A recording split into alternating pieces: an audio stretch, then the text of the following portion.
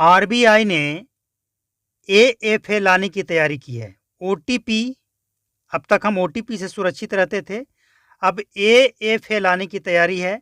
और ये एएफ का फुल फॉर्म होता है एडिशनल फैक्टर ऑथेंटिकेशन। अब इसका मतलब क्या है और इसके फ़ायदे कैसे होंगे, ये सब कुछ डिटेल्स में हम आपको बताएंगे, लेकिन इस रिपोर्ट को पूरा देखना है।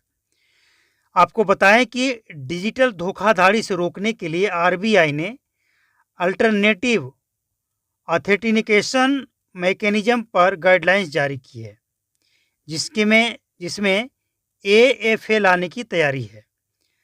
अभी हम डिटेल्स में तो बताएंगे, लेकिन इससे पहले आपको बता दें कि अब तक जो लेन देन हम करते थे वो ओटीपी होता था, ओटीपी के माध्यम से।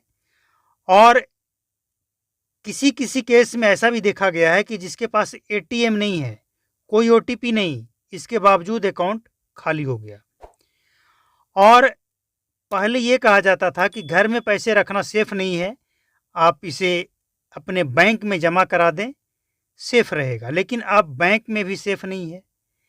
ओटीपी के माध्यम से या बिना ओटीपी के, या यूं कहें कि किसी न किसी तरीके से कोई लिंक भेजकर, कोई एसएमएस भेजकर पैसे की ठगी हो जाती है। लोग साइबर अपराध के झांसे में आ जाते हैं और अकाउंट खाली हो जाता है। 100 लोगों को वो कांटेक्ट करता है, जिसमें कुछ लोग झांसे में आ ही जाते हैं और वो ठगी के शिकार हो जाते हैं।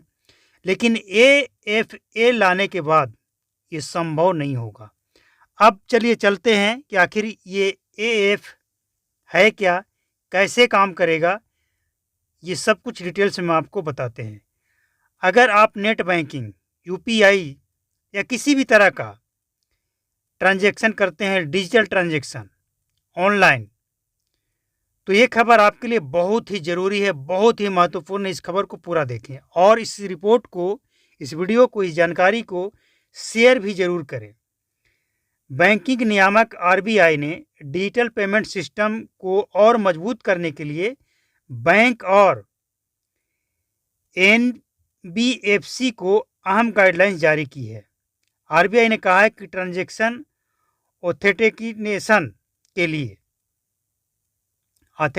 के लिए एसएमएस आधारित ओटीपी से अब एक कदम और आगे बढ़ने की ज़रूरत है, क्योंकि जो साइबर ठग है वो काफ़ी आगे निकल चुका है, तो उससे आगे निकलना ही पड़ेगा।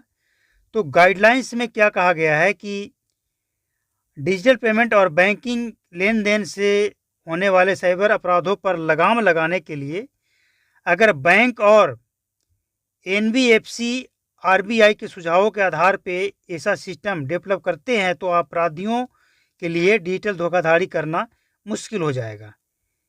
कैसे? आरबीआई ने कहा कि डिजिटल पेमेंट के लिए अल्टरनेटिव ऑथेंटिकेशन मैकेनिज्म पर गाइडलाइन जारी की, जिसमें कहा गया कि ओटीपी आधारित 2 फैक्टर ऑथेंटिकेशन अच्छे से काम कर रहा है, लेकिन हाईटेक तकनीक के इस ज़माने में इससे एक कदम और आगे बढ़ने की ज़रूरत है। अब ये जो एएफए जो है ये कैसे काम करेगा, इसको समझिए। भारत में डिजिटल पेमेंट का चलन तेज़ी से, बहुत तेज़ी से बढ़ा है। पूरी दुनिया इस बात को मानता है। इसके साथ ही ऑनलाइन बैंकिंग में धोखाधड़ी भी बहुत तेज़ी से बढ़ा है, इसको भी स्वीकार करना पड़ेगा। तो अब आरबीआई ने 2 फैक्टर ऑथेंटिकेशन सिस्टम को और अपग्रेड करने की ज़रूरत पर जोर दिया है। फिलहाल किसी भी ट्रांजैक्शन के लिए ग्राहक को ओटीपी सबमिट करना होता है, लेकिन अब क्या होगा कि एसएमएस आधारित ओटीपी से ज़्यादा डायनामिक सिस्टम चाहता है। आरबीआई ने कहा कि ऑथेंटिकेशन के लिए एसएमएस के साथ एक और तरीका अपनाने की ज़रूरत है। इसे आरबीआई ने एडिशनल फैक्टर ऑथेंटिकेशन कहा है, यानी एएफए। और इसमें होगा क्या कि जैसे आप किसी भी तरह का लेन देन करना चाहते हैं तो ये काम कैसे करेगा। आरबीआई का मकसद क्या है कि ट्रांजैक्शन किस लोकेशन से की जा रही है। बैंक ट्रांजैक्शन के समय कस्टमर को अलर्ट भेजा जाए। ट्रांजैक्शन कंप्लीट करने से पहले बैंक को ग्राहकों की सहमति लेनी होगी कि वे यह लेन देन करना चाहते हैं, या ग्राहक को यह अधिकार होगा, वहाँ पे ये ऑप्शन होगा कि आप इसे रद्द करना चाहते हैं। यानी जैसे ही आपके साथ अगर कोई ठगी करना चाहता है या आप सचमुच लेन देन करना चाहते हैं, तो आपके पास एक एसएमएस आएगा जिसमें आपको ये दिखाएगा कि आप जो ट्रांजैक्शन कर रहे हैं उसका लोकेशन क्या है, वो कहाँ से है, ये एसएमएस के द्वारा आपको बताया जाएगा। और साथ ही उसमें ये ऑप्शन होगा कि ये ट्रांजैक्शन आप जहाँ भेजना चाहते हैं वहाँ जा रहा है, सही है, आप इसे करना चाहते हैं या नहीं करना चाहते हैं। ये आपके पास ऑप्शन होगा यस या नो। जब आप ये कन्फर्म हो जाएंगे कि आप जहाँ पे ट्रांजैक्शन करना चाहते हैं वहीं ये पैसा जा रहा है, आप यस करेंगे, इसके बाद बैंक को ये मैसेज आएगा और इसके बाद बैंक उस एसएमएस को देखकर, आपके मैसेज को देखकर ये समझ जाएगा कि बिल्कुल सही जगह पे पेमेंट जा रहा है। इसके बाद वो बैंक आपके अकाउंट से ट्रांजैक्शन करके पैसा निकाल कर दूसरे अकाउंट में शिफ्ट कर देगा।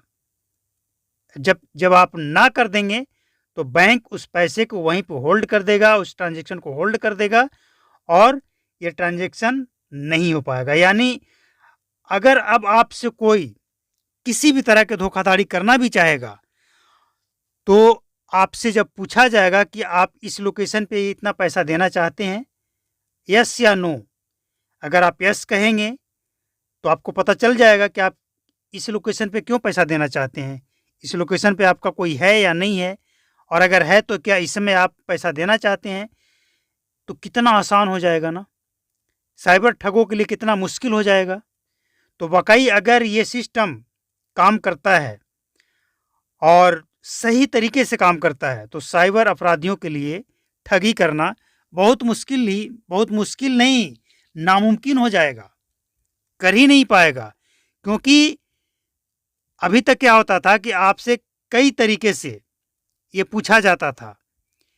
कई बार ऐसा भी होता है कि आपका मोबाइल किसी ने लिया और किसी ऐसे नंबर पे कॉल किया और आपका वो नंबर अगर अकाउंट से लिंक है तो आपके मोबाइल पे ओटीपी आएगा और वो ओटीपी को कोड वर्ड के माध्यम से बताएगा जो आप समझ नहीं पाएंगे। ओटीपी को बताएगा, जैसे टाइम है 12:30 तो 12:30 बताएगा और वो 12:30 आपका ओटीपी होता है और आपका अकाउंट से ट्रांजैक्शन हो जाता है।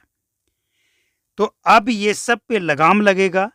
किसी भी तरह का कोई भी करना चाहे धोखाधड़ी तो भैया बहुत मुश्किल होगा, क्योंकि बैंक आपसे परमिशन लेगा लोकेशन के साथ कि इस लोकेशन पे आपका पैसा भेजा जा रहा है।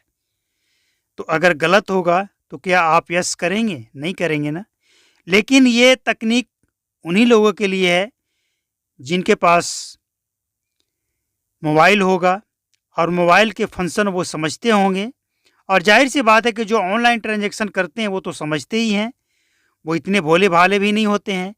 लेकिन ये ठगी के शिकार वो लोग हो जाते हैं जो लालच में पड़ जाते हैं।